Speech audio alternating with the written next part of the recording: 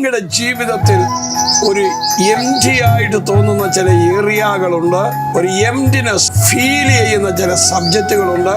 അത് ഫുൾഫിൽ ആകാൻ, അത് ഫുള്ളായി തീരാൻ നിങ്ങൾക്ക് ഇഷ്ടമുണ്ടോ? ഇഷ്ടമുണ്ടെങ്കിൽ നിങ്ങൾ പരിശുദ്ധാത്മാവിന്റെ ശക്തിയിൽ നിറയപ്പെടണം.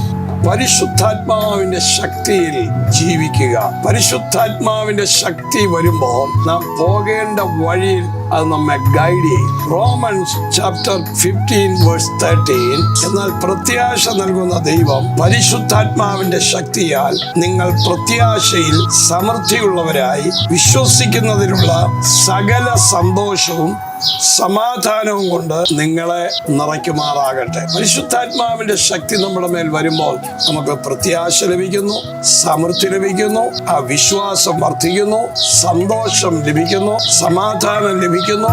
അതിനാൽ നാം നിറയപ്പെടുന്നു.